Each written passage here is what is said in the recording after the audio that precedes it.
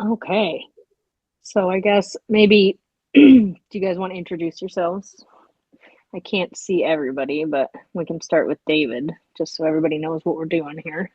Okay, well, yeah, I can hop in and go first. So, hi everyone, I'm David. Um, I am in the IFA team. I am a writer. I've been doing this for not a very long amount of time compared to some of my peers. It's been really fun listening to everybody be like, "Oh, I've got 40 novels and 72 years of experience." And I'm like, "Oh, I'm Jeff. Yeah, been here for 3 months." So, yeah, no, that's me, and I'm excited to be here.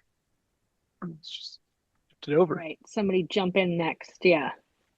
Well, on my screen, I'm next. So I'll go next. Richard Sparks is my name. I'm a author of the ebook series.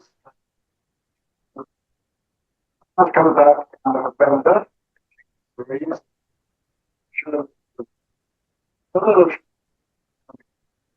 Hey, Rich, I think your audio is coming through your computer, not your headset. Yeah. Let me just. Is that any better? That's so much way better. Is that better? Yep. Don't shout at me. I do apologize. Well, now I've learned something new today. Yesterday, I learned in the panel, get your notes ready, because I had a senior moment in the middle of one answer. I couldn't remember I can remember the question. Other people had said so many interesting things, I couldn't figure out how to answer them. Anyway, my name is Richard Sparks. I'm the author of the new Rock series. I've been a scriptwriter since the 1970s. I've been a writer all my life. I work in TV, film, a lot of opera, what they call translations and original libretti, and various other things that I can't remember, because I'm reaching that stage of life, you know. What am I doing again? Anyway, I enjoy things that are entertaining and fun. And it's been a pleasure writing my fantasy series. I think it's the great joy I've had in my life, although it was not easy. It never is. All right. Somebody jump in next. Maybe Ditto. All right. My name's Dito Abbott. Oh, my bad. I apologize. That's okay. It's a lifelong nickname. So, and I'm the author of 2 books with a third coming, and it's YA adventure. And I love just fantasy, adventure, sci-fi, and much like David said, I feel like the new kid in the room, even though it's taken hours and years of effort. When I hear from people like Richard, who have a lifetime of an expansive experiences in publishing, I just want to be quiet and listen because there's so much to learn. So I'm grateful to be here. Thanks for having me. CD, you want to go? Yeah, I'll go. So I'm CD Britt. I write mythic fantasy. I also feel like a baby author. So I guess my Reign of Goddesses series, so I have like 2 series, and I literally just jumped off from rewriting my second book in the Clan of Shadow series to jump on here. So my brain is transitioning right now. That transition's hard. I'm JD Evans. I write fantasy romance. My series is Mages of the Wheel. Reign of Ruin is the first one. I've been writing since I was a kid. Richard, I have a question for you. Did you ever work with or hear of a man named Dennis Foley? He was a script writer. He worked on MacGyver a little bit. In England or here? I live in LA now, but I'm English, obviously. Yeah, he was US. Yep. No, I don't know. I know the Foley tech people, because the Foley box is, that's special effects. No, his last name was Foley. So he was one of my writing instructors, and he did script writing for the original MacGyver show. And I just thought that would be pretty cool if you had run into him in your script writing adventures. No, sadly, no. There are lots of writers that you've never heard of out here and in England, and it is actually a good point, because we belong in the background, especially if you're writing a show. One of my first big hits, nobody knows I wrote, because it was for Rowan Atkinson, who went on to become Mr. Bean, as we know. Yeah. And everyone looks at the thing and thinks, that's Rowan up there. That must be him. And, it doesn't matter who writes it. You don't want the actors you don't want the audience looking through the actors and thinking, oh, I wonder who wrote this. You want them just tripping out on what's happening in front of them and having a good time and going, oh, well, of course that's Rowan. You know, you don't want that distance. That's the writer's job, is to make the audience give the actors something that makes the audience just go with their flow. And it's important. It's a lesson to learn. Is you need to stay in the background, especially off script writing. Of course, you disappear once you finish the script. It's the director's room. Yeah. Yep. Interesting. So we do have a couple of questions posted. I'll just start I think with we also one. have Janna too. Oh, I'm sorry. Oh my gosh, my screen. I'm sorry. I had to go on my phone because my computer's broken. I'm sorry. No worries. You go right ahead. I think I jumped in a minute late anyway, because in the middle of an author conference, and I was just like carving out. It's Monday in New Zealand, so hi. Happy Monday. So I write mostly urban fantasy. I've dabbled a bit in different things. I'm originally a German author, so I have books in German and English. Very few translations between them. And I've been doing it for 9 years now, and I'm coming up for my 50th book. So not quite a big author. Wow. That's awesome. That's amazing. Congratulations. That is quite an accomplishment. Yeah. Okay. I'll try the question thing again. Sorry, I cut you off there. Okay. Apologize. I'm on my phone and everything is tiny and I can't see anything. So I'm in my hotel room, so. Okay. So the first one I have here is, so what books, authors inspired you all to become authors? So since I did Janna last on the last one, let's have her be first on this one, unless you need a little bit more time to gather your thoughts. No, I'm good, because I know the answer. For me, it is Robin Hobb. It's Robin Hobb was for me. She's still my favorite author ever, and her Farseer trilogies are my favorite books ever. And for me, I think she had the greatest impact because she taught me that you can have fantasy stories being character focused, and not so much plot focused like many other classic fantasy stories, but really character detailed and character arcs. Yeah. All right. CD, how about you? I'm gonna say Lindsay Baroker is probably, and it was I love her stuff. Yeah. I love her. Yeah, and it's funny because I love her fantasy stuff, but I think it was her sci-fi series that actually kind of triggered that in me. And I really love sci-fi. I love to read it, but I cannot write it. So I kind of went the fantasy route. But I definitely think that she's the one that inspired me to do this. Very cool. Very cool. All right. Dito. How about you? For me, it's got to be Terry Pratchett. He's my all-time favorite.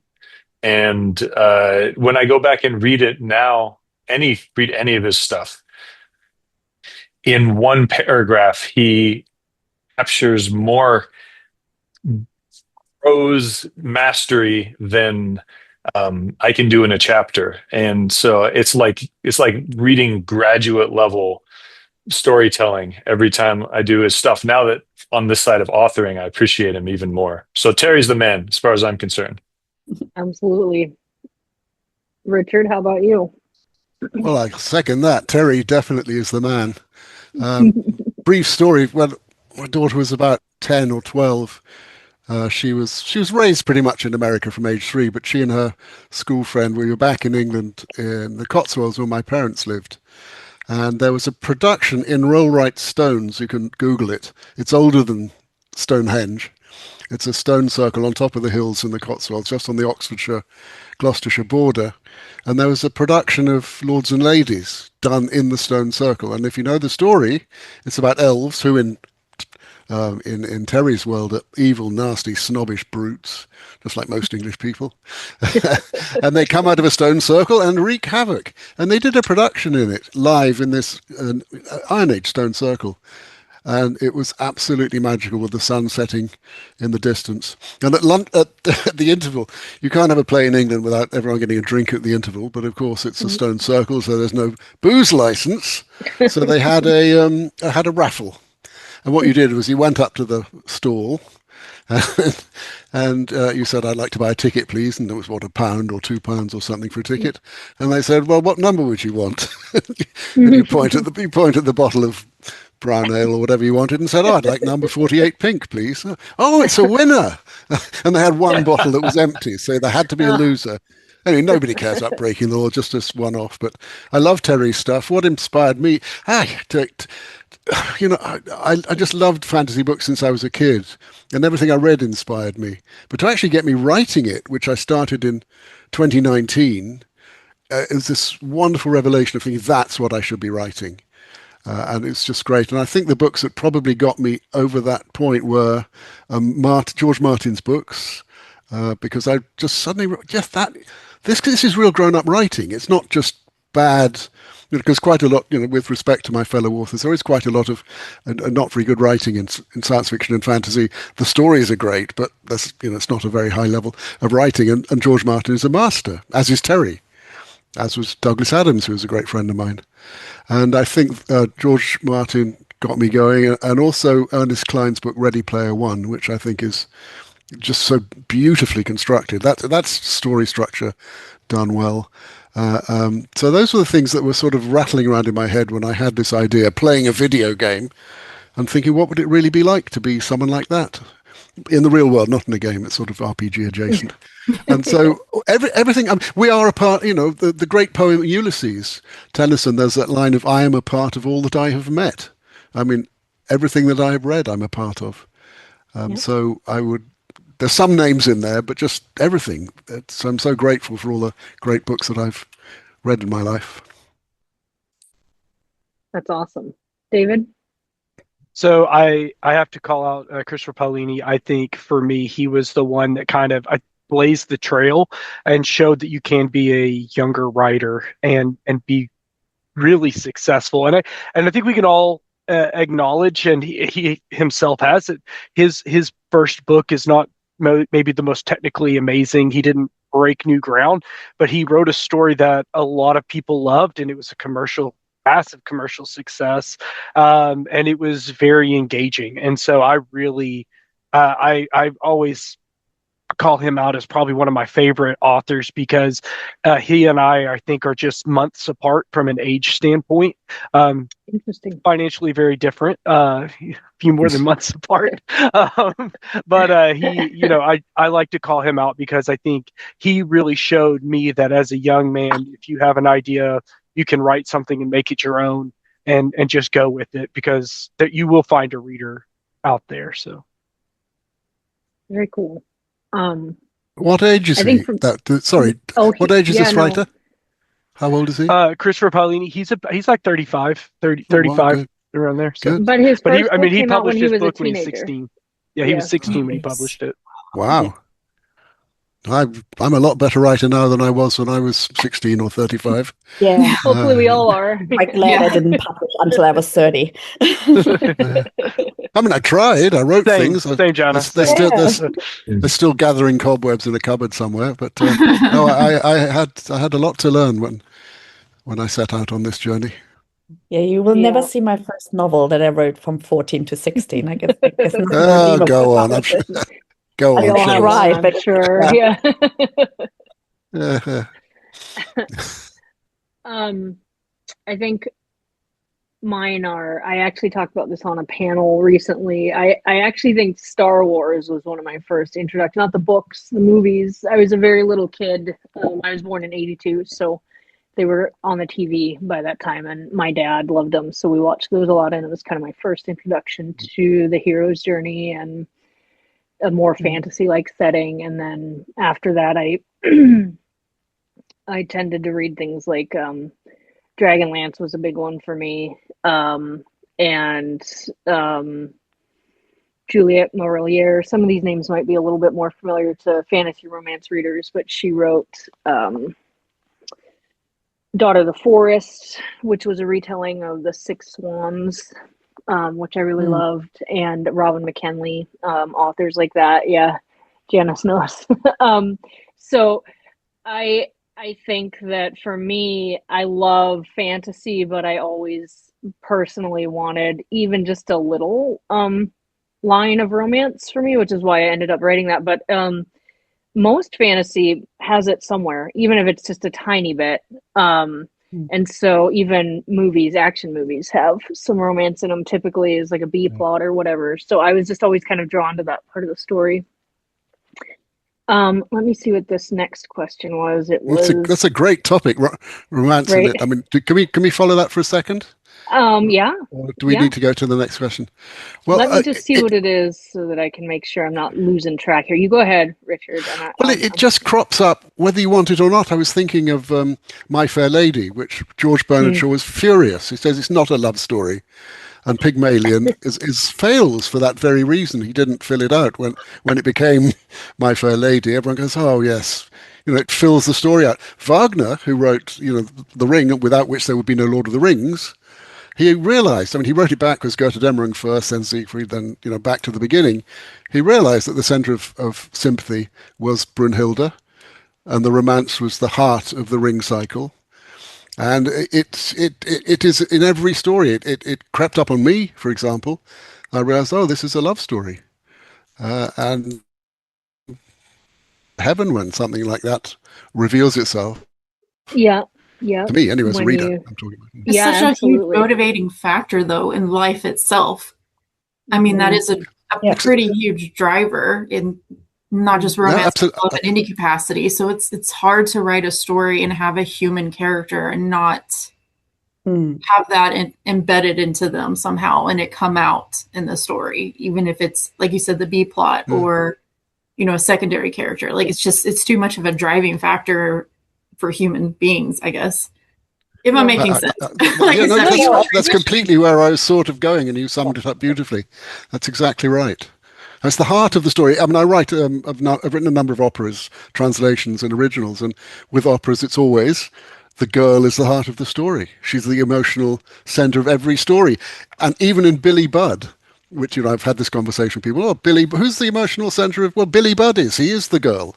He is the one who is lusted after by the evil petty officer or whatever. I can't remember who he is. But the heart of the story in every opera ever written is the girl. It's astonishing when you go to that. Wow, yes, it's the same again. And I love I love it when it turns out in a story and you go, here we go. Yeah, it's the same for me. Yeah, sorry. No, please, my story is that I cannot write romance. Like, I love reading a romance occasionally, but I can't do it for myself because I'm missing something else. But every story I've written always has a romantic subplot. Yeah. It's so hard to not do that because there's like, what is your motivation? Well, what is the motivation of the character? I think too, and even if you aren't talking about necessarily into the romantic realm, connection is such a deep and necessary part of humanity. We are where we are because we're a social species, that leaving connection out of a story, I think makes the characters feel flat. And it doesn't, I love romance, but it doesn't always have to be romance, but some kind of connection is definitely, either a connection with your personal character arc where you are learning things about yourself and your weaknesses and your whatever lies you're living by, that might be demonstrated through your connection with somebody else, friendship even. But yeah, mine tends to lean more into the romance. I obviously would talk about romance all night, but I will. I'll push this on to the next one, which is what? Oh no, wait. I'm sorry. One more. Okay, so since this con is part of Indie Fantasy Addicts, how or when did you get involved with IFA? I'll start this one off just because it's quick. I honestly don't remember the year. When we used to do the summer reading challenge, it used to be that you could just volunteer to run a team, and I got froggy one year and volunteered to run a team, and made really good friends, and it was a lot of fun. And so I did it a couple years in a row, and then I just ended up joining the admin team. But I love IFA because it's just such a reader focused group, and we try really hard to keep it reader focused, because a lot of these unfortunately will kind of devolve into just a lot of authors promoting themselves back and forth, which is nice, but you want to talk about books.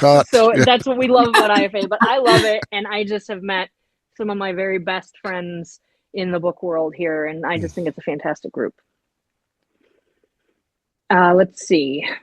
You know what? I think I walked right over some of you guys. I apologize. Again, I'm the world's worst moderator. I apologize. Whoever I left out, I am. hop right in here. I'm definitely the world's worst. Thank you. Let's do this. I'm going to let David go, and I think you have 2 questions to answer at this point, right? No. I think we can move. I know. I think we're just fine. We can go, and I can answer quickly, and then go, because I mean, again, I've already moderated a panel. So, I found IFA about 4 years ago now. Robert Zangari and Dan Zangari, their book, A Prince's Errand, kind of introduced me. And then, ironically enough, I'd already read the first 2 Mages of the Wheel book without even realizing you were self-published. So awesome. I just had found them, and I'd read them, and I loved them. And then it was so cool as I kept reading books, and then I was introduced to IFA. I was like, oh, I've heard of this person, or I've seen this book, and it just kind of really blew up. Like Zach Argyle with Threadlight. I had no idea he was independently published. Just so many stories and books that I jumped into.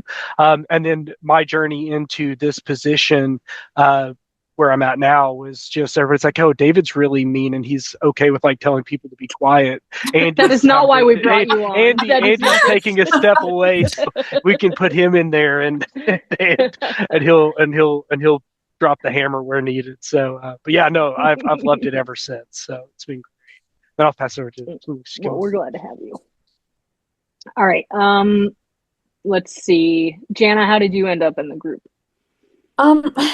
I can't really again put a year on it. A couple of years back, I think 2, 3, maybe even 4 years ago. I don't even know how it was recommended to me or how I got in there.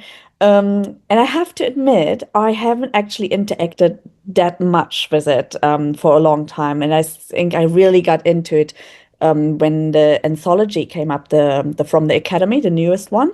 So, because it was just really aligning with what I was writing this year anyway, and yeah, great theme, and took part in that, and had a really good experience there, and but yeah, I really love the group. I want to be active in it. It's just there's so much as an author that you have to do, and you have your own reader group, and you have to do this, and there's so many other groups. Yeah, and you don't want it to be a chore, you want it to be natural, active, not, I have to. Yeah, absolutely. CD, how about you? This is my first year. I'm just dipping my toes in here. I don't really remember how I heard about it. I got an email asking if I wanted to do a panel, and I was like, okay. And then I started looking into it. I'm like, wow, this is cool. How have we not heard about this before? So I'm just now getting involved, and hopefully I can stick around. Yep, that's awesome. Dito, how about you? Gosh, I've been in IFA for, I guess, 2 or 3 years, but like Janna was saying, sometimes I feel the madness of belonging to 19 different groups, and I think what IFA does that's really special, that from my perspective helps a lot, is having the IFA for Authors group, where you guys can kind of keep things organized in a way, and then separate from the readers group. So it kind of makes everything, it definitely helps us remember that we want to be reader focused. And so that is what I really appreciate about this group. And of all the groups I'm in, which is probably a lot more than I remember, it's, I'd say, the most active and some of the most passionate readers. And I love seeing all the reviews that come up. For me, that's the best part, because man, any readers who are listening, your reviews are fuel for our engines. So thank you. Whether you like the book or not, just knowing that it's connecting on some level Yeah. is so great. So that's my thank you. Yeah, absolutely. Richard, how about you? This is my first year. I was brought to this by David Green, who's Wow, the head David. of the British Fantasy Society. And David will be coming to Los Angeles in the summer, which will be fun to have him here for Worldcon. Oh. Let's think. Oh, yes, I particularly enjoy other people's recommendations. So if you all have books that you love that I've never heard of, please stick them in the chat or the whatever questions, Yep. because I always like to try new stuff, see where it's going. And then briefly on the last topic we had a moment ago, the isn't it love and romance is also group friendships and connections, which is what something like this is which I particularly enjoy. These are our kind of people, and with our kind of tastes and recommendations. So, Yep, absolutely. Okay, we have another question, which is my son would like to know what everyone's favorite hobbies are other than reading and writing, obviously. So we'll start with CD this time, I guess. Oh, me. Okay. Now I gotta think. Give me a sec. I guess some of them are newer hobbies. Like I just started getting into D&D because of some of local author friends. Yeah. And then video games, I guess. Otherwise, just like going camping with the family and stuff. I love to go camping as much as possible. So hiking, I guess, falls under that. Very nice. Very nice. That's all I can think of off the top of my head right now. As soon as I get off here, I'm be like, oh yeah, and this and this and this. Yeah, always. Yep. Okay, how about Janna? Wow, I feel like this question was made for me. I'm a hobby hoarder. Same. Yep. Yeah, way too many hobbies. A huge one, especially at the moment, is drawing. So, illustrating and doing all that stuff. I taught myself digital painting 2 years ago. Wow. So I like for a while I was really into cake decorating, like making really Wow. pretty. If you throw anything crafty at me, I do want to try it, and I'm going to start it. I also like lots of sports. I did aerial acrobatics for a time. I like people tennis. Cool. I like badminton. I don't like running or gym. Like that's boring stuff. So I like traveling. So yeah. If you have a hobby, I've probably tried it. All right, Richard, how about you? One of my favorite quotes in life is from the great British composer and conductor, mainly, Sir Arnold Bax, who said, "You should try everything in life once except incest and folk dancing." Fair enough. I tend to enjoy. I told that to friends of mine who love folk dancing, and they bit my head off. Folk dancing is wonderful. I play the 5-string banjo, although I've kind of retired him now. He's sitting in the corner. I think I got up to a certain level. We used to have a lot of jam sessions here. And I used to go to Tennessee and play with folks down there, but that's kind of gone. Since I started writing my books, I just don't seem to have the need to pick it up or but I love to, I came to gaming through poker, I think, because I was into poker back in the early zeros 20 years ago. I am going to the World Series of Poker again in July this year. Haven't been for a few years, but I really enjoy that as a game, and that poker got me into gaming, and gaming got me into fantasy, which I've always loved. Back into fantasy. I think I sort of dropped it after university and did other things, but it's nice, like coming back to a first love. So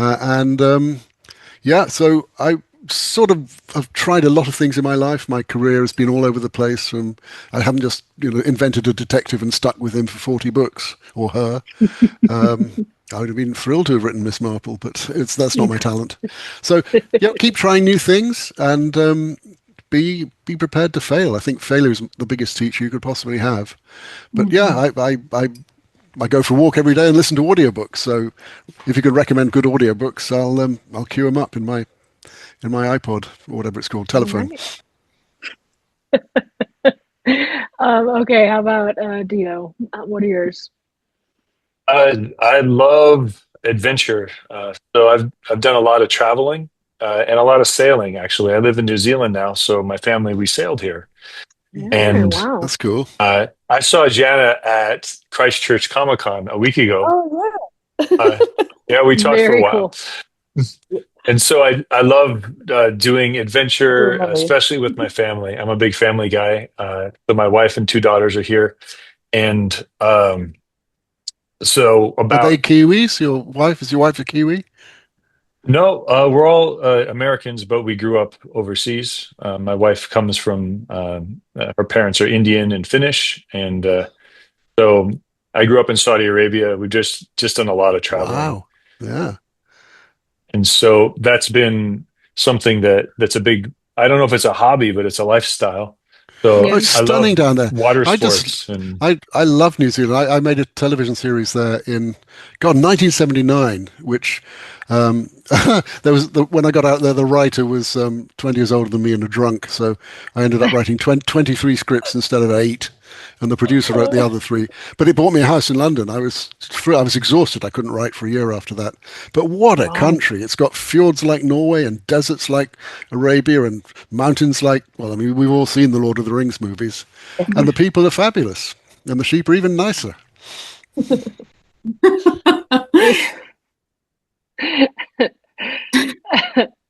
David, how about you? I swear, Richard, he has to drink the Sakis, right? Like, I mean, he's got to. So, no, I have 4 kids, so, and they're all young. So again, I'm younger, and so I spend a lot of time hanging out with the kids. But as a side, I am a international gold medalist powerlifter. I used to, I Wow. competed on the U.S. IPF team. Representing Arkansas, so I used to powerlift. I don't really anymore. My joints don't love it as much. So, Janna, I take your comment of Jim being boring. Deep cut. It hurts a little bit. Bring me. But so that's something I do. And then to Richard, I used to play violin quite a bit. Typically classical, but I do play a lot of bluegrass. I'm in Arkansas, so well, hey, absolutely. Yeah, I had Blue great fun. The Blue Mountains aren't far from me at all. So great fun. It was in Las Vegas, and there was a jam session. And I said, "Let's all play Arkansas Traveler." So Arkansas, I know that. It's been funny, but it went right past their heads. That's a great tune on the banjo, Arkansas Traveler. Wow, might pick it up again. I like how many David. musicians we have. Yeah, it's a one hobby I don't have. Can y'all hear my son? Have you ever seen the powerlifting teams? In the other room? Oh, it's okay. Oh no, you're fine. Go ahead. I when I hear powerlifting, there used to be a group of guys that would go around to schools and stuff, and they would bend pans and the phone book apart. So that's when you say powerlifting, I think of that. Is that those can are the you strong do that? men? Those are strong men. So there is a difference. So they do the strongman style lifting, which is really fun. I have done a couple of strongman competitions. I also collect kilts. I've done a couple of Scottish games and stuff. Fun. I love lifting heavy stuff. I've done the Atlas stones a few times, but no, I'm not that strong. I try to more leverage my smaller size to. It's all percentage weightlifting, right? So stay small and lift heavy. So. All right. Well, let's see. I think that's all the technical questions we have. Let me just double check here. Yeah, Jessica Johnson says that music and writing are sort of in the same vein of creativity. I do feel like, I do feel like writers tend to be attracted to other either hobbies where you're learning, like traveling or adventure, and you're just kind of out experiencing, or I like to call them small, tedious tasks. So, like, for example, I like to knit, and it is in many, many ways very similar to writing a book because you just have these little stitches that eventually make something really big, and you have shaping that you do, and I also sew. It's very similar. Yeah.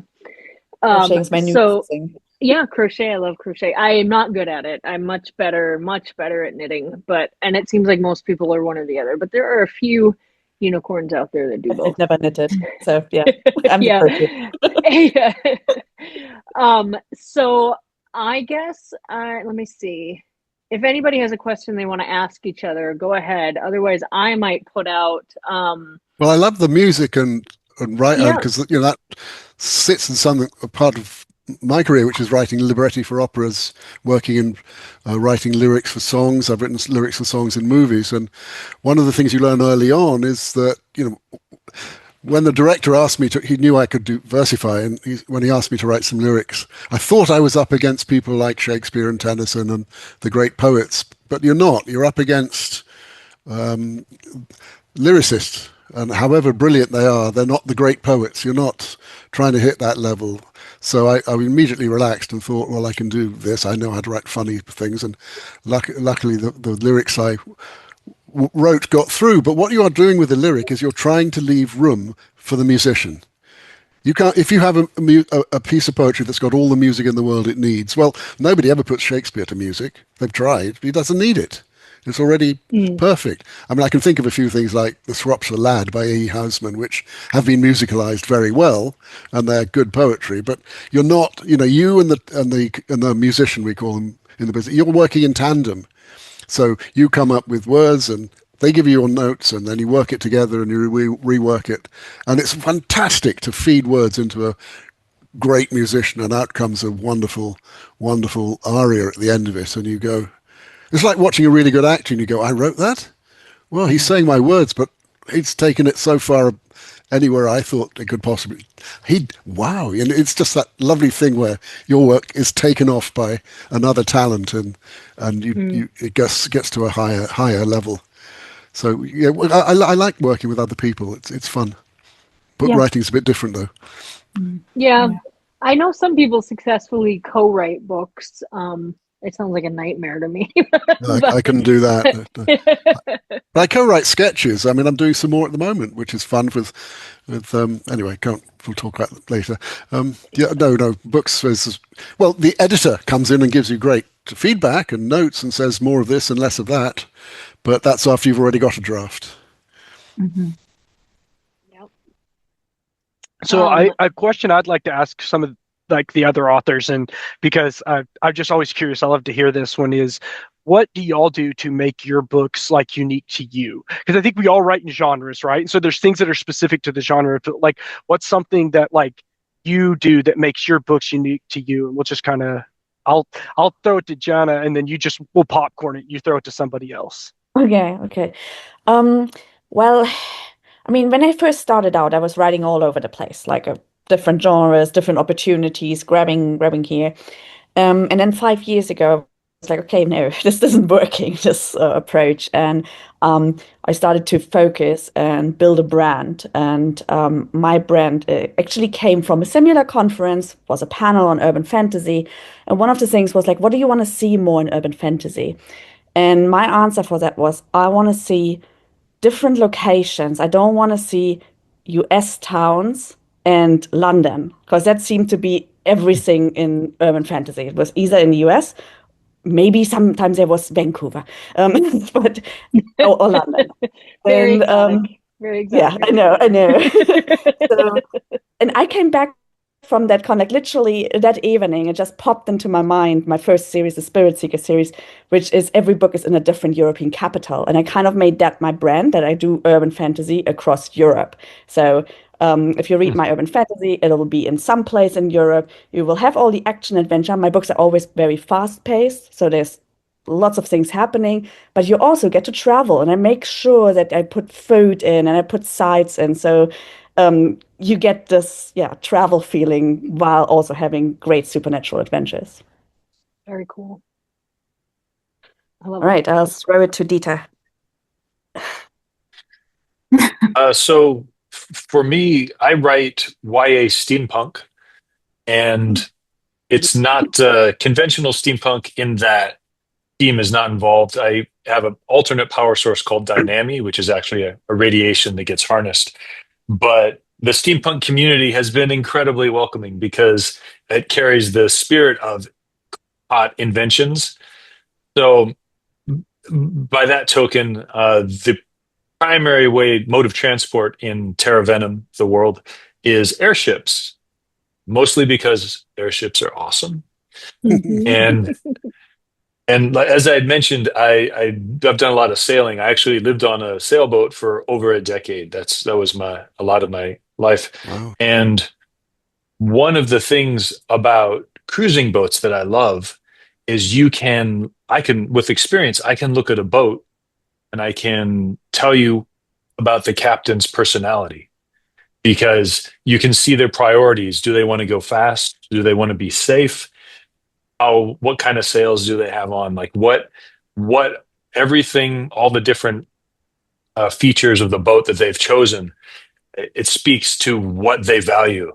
And so that's been really fun for me because I also do the illustrations for my stuff.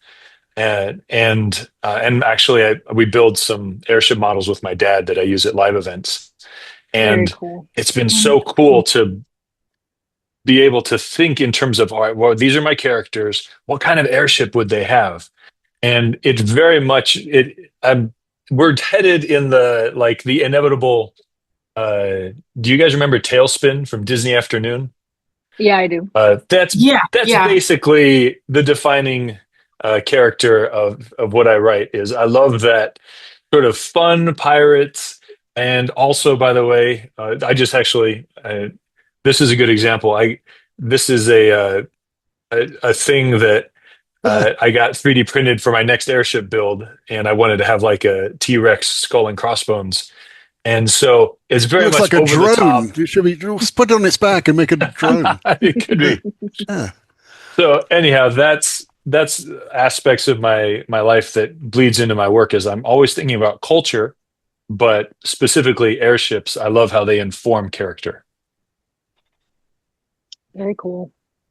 Can I jump in? Because I got to go, and one of my other hobbies is cooking, and I've got to go and put a duck in the oven. We got friends coming over, and I'm roasting a duck.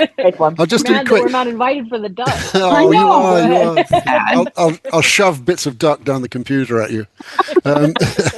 We all end up, we all have our own unique voices. So I was lucky enough to meet Charles Aznavour, the singer, once, and someone asked him what his influences were, and he said, "We're all products of the others. It is impossible for anyone to come fully formed out of the forest." And I think that's important. But we all get our own voices, which synthesize in the correct meaning of the word, to be your own unique voice. And when I studied directing here at Beverly Hills Playhouse with a great teacher called Milton Katsalis. One of my other teachers was Jeffrey Tambor, the actor who's in Transparent. And I mean, they were brilliant teachers. And you put a scene together with actors who are, there's Oscar winners in the room. It was a very, very high level of very intense study. And while every scene I did got through okay, but there was one scene of painful memory where after you do your scene, you're sitting on the stage and there's the other 100 people in the class and Milton giving you your notes, and he just reamed me for 40-50 minutes. And I'd seen him do it to other people, and I couldn't think why, because I thought the work was okay. Well, that was a problem. It was okay. And his note that stood out was, "Why are you trying to direct like someone else? What is this? That's not what I teach." And he just was brutal, but not just to me, but to the actors who'd actually asked me to direct that scene. And, your friends afterwards pick you up and say, "Oh, well, welcome to the class." But I'm glad that wasn't my first one. But it's such a great note. Why are you trying to write like someone else? I once wrote a book that I stopped halfway down page 285. I thought, no one would want to read this. Why am I bothering to write it? As you learn where you belong in this world of writing and where you come into it, and your own voice eventually comes to fruition, if you're lucky. And that's been my experience of this journey anyway. And may I just jump out and put the duck in the oven? Yes. And I'll be right back. We'll allow it this one Thank time. you very much. You can go ahead, CD, then. My turn? Yeah. Okay, well, let's see. How am I going to put this? I guess, I started trying to write to market because that's what everybody told me to do, and I was just absolutely awful at it. growing up, I was secretly a huge mythology history nerd. And so my books now very much have, I take the women from mythology and make them basically a lot stronger than how they're portrayed in actual mythology. And I change the history up. So like for my Reign of Goddesses series, I did a gender swap. So Persephone is Hades. And it's in a post, like the world has basically the Cold War went the opposite way is basically what happened to the world. And so they're kind of running things in like a post like Cold War giant war. So yeah, I kind of just like do alternate history and bring the females more up to the surface and give them more, you know, can't think of the word. I'm sorry. I've been using words all day today. Agency. Give them a lot more agency. So. And I just, a quick caveat, I got to just shout out to CD that my wife absolutely loves your books. Just FYI. Really? So just so you know, somebody has found you and really does like you, and I just happen to know her pretty well. That makes me so happy. That's awesome. Tell her like thank I found you. JD. Yeah, well, like I found JD Evans before, and like I even knew anybody. Like she found you, and I said who I was going to be on this. She's like, oh, I actually know hers, or at least your books. So she's a big mythology fan. So woohoo! That's awesome. Thank you for telling me that. Mm-hmm. Now I actually want to write another book. That's motivating. Somebody's reading my books. Yep. So we're starting to run short on time. If you guys want to put your info into the chat, where people can find you, you know, your website or on social media, whatever. Oh, Liz is, hold on, Liz is correcting me. She wants it. Go ahead and say it out loud so that it's on the recording. Mine's pretty easy. I am JD Evans Books pretty much everywhere. So Janna, you go ahead. Yeah, I'm the same. I'm Janna Ruth. I think it's Janna Ruth Author on Facebook, but that's only like the link. But yeah, that like it's just shows us up as Janna Ruth. Same on Instagram. I think I do have a TikTok account. I'm not using it at the moment, but you can find it there. It's always the same. Yeah. And my website is janna-ruth.com. So okay. CD, how about you? Authorcdbritt.com, and then you can pretty much find all my socials and everything there. Okay. Dio? That's ditoabbott.com. That's ABBOTT. And Instagram, Facebook, it's Dito Abbott. Also, I have TikTok, and I have not ever posted a video, although my kids tell me I should. All right, let's go with David. I'm sure you've said it before, but go ahead and say it on this one too. Sure. So I am David Trotter. You can find me at DAT Publishing, so DAT Publishing. That's David A. Trotter. LLC. So you can find me there, or you can find my wife and I. If you have books that you'd like to be on this panel or anybody else, you can find that Book Talk Couple on TikTok. So that's where you can find us to help get your books out there. Oh, cute. All right. Richard, are you back from putting the duck in the oven? Yeah, this is me. This is me. The duck is in the oven. The potatoes are not peeled yet. But, no. Dinner in an hour and a half. And crack open a bottle of Rioja. So let's see, where am I? I'm richardsparks.com. Richard Sparks, no E in it. And you can go there and get free samples of each book. So you get a free chapter or a free audio chapter. And David was very kindly, was very flattering about my narration in the last panel we did. So that had me walking on air that someone's actually listened to the thing. I really enjoyed doing the audiobooks, and let's see, the fourth one comes out in November, in theory. So, and I also do Instagram-y, but I don't know how to do that. Somebody else does it for me. Oh, that's nice. Yeah, seriously. I know. Okay, so then I'm going to come back to the question. David, what do you feel is your voice or brand or sets your work apart? That's a good question. I'm glad you asked it to me because I didn't have one come up. No, I think what really sets mine apart is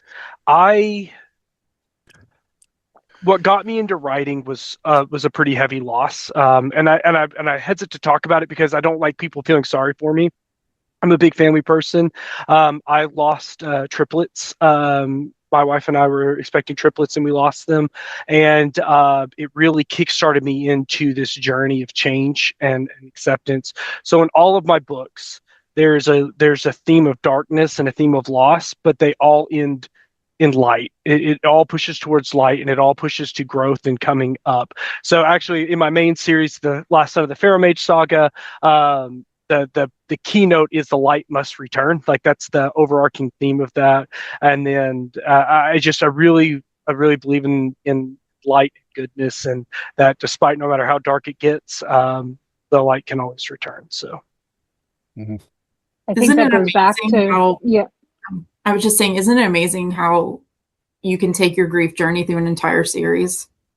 Yeah. It really does. It really heals, and it's And I think my that's series why took me through my journey. Yeah.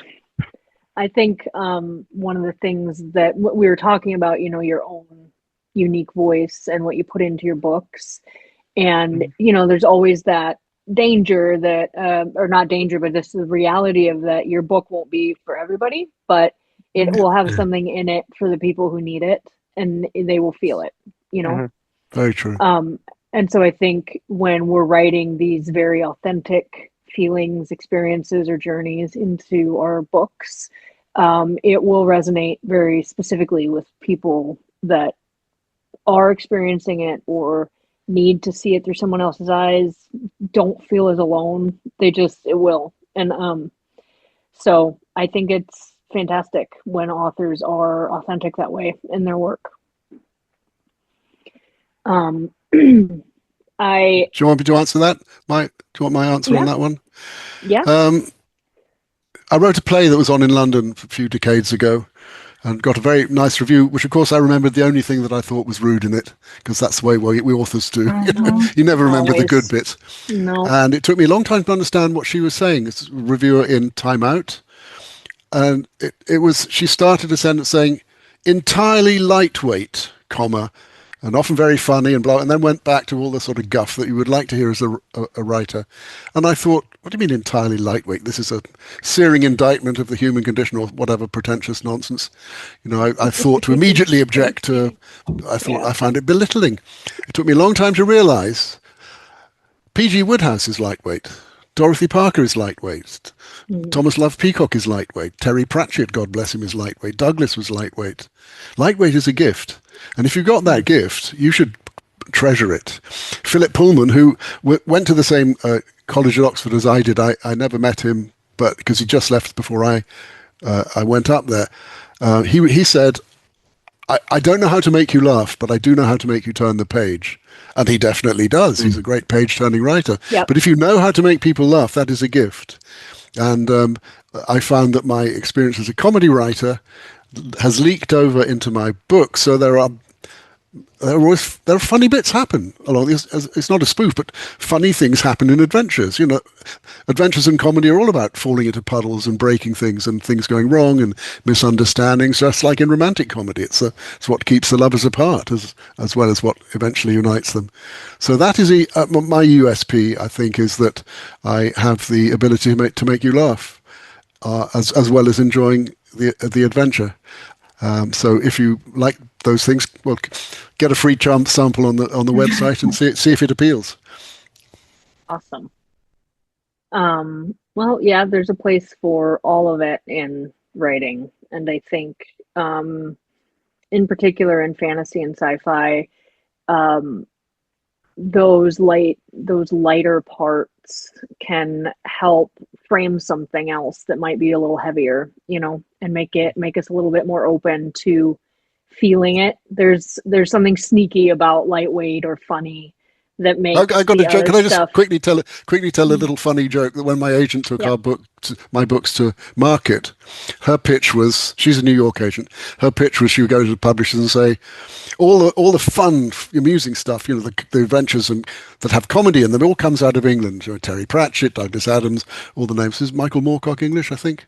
Anyway, and she pitched this like that to one American publish house, and there was a sort of silence at the end of the phone, and the person said, we take our fantasy very seriously. So she called me up laughing, and we thought, well, perhaps not bother to send it there. But there's all sorts of different publishers, all sorts of different books. Sometimes I like books that are really just totally serious. Sometimes it's you don't just want to ring the same chain. No, you don't ring changes. You don't want to just play the same note all through your life as a reader or as a writer.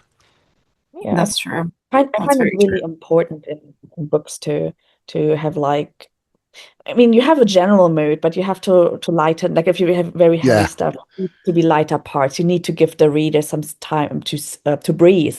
And Yeah, it's the third dimension. It's the cross-hatching, light and Yeah. dark. You need both. Yeah.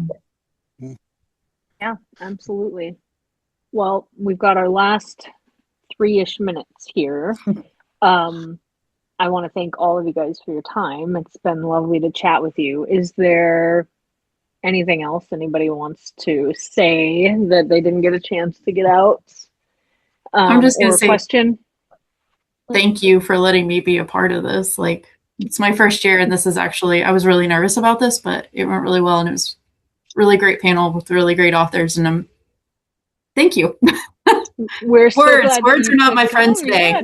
No, we're who writers, needs- not public speakers. Words What do we are need words overrated. for? Yeah, exactly. Yeah. Overrated. Let's just do Exactly. this. There you go. You definitely thank you. Otherwise, a quick short question could be, if we want to start with your books, which book would you start? Like, which would you recommend? Absolutely. Why don't you start us off, Janna? Well, your my brilliant absolute favorite preface. at the moment is Wild Witch Weather, which is Academy. I love the name. Yeah. Yes. Yeah. Love it. CD, how about you? Probably my Shadows and Vines book from the Reign Okay. of Goddesses. Very nice. Dito? Well, I only have 2 books out, so it's Okay. easier for me. And I happen to have a copy right here. This is called Well, hey. Debunked. It's Indiana Jones meets Hitchhiker's Guide to the Galaxy. Oh, Very Douglas. nice. God bless him. Very Yeah. nice. Yep. David? I would say Birthrights is the place to start in my Okay. Faramage saga. Very nice. And Richard, how about you? Well, I've only written 3 books that are out. The 4th comes out later. It's the New Rock series. New Rock, New Role, ROLE is the first one because it's based on role play. It's not set in a role playing game. It's in a real world. So, but it's Very adventures. nice. So they're all one overarching story, but every book has its own story, beginning, middle, and end. So please start with New Rock, New Role. Go on to what's the second one called? New Rock, New Realm, New Rock, New Rules, and New Rock, New Roads comes out this year, and that's the end of that. So that's all I've That's got. awesome. Fantastic. Well, we are right on time. No, I'm gonna yours. flash my yours. black. Oh, I was supposed to say. There we go. Yeah. Reign and Ruin is my first book in the series, and they're in order. So after that, you can just read them in order. Thank you again. It has been lovely to talk to you guys, and we are out of time. Liz, are you going to hang up on us?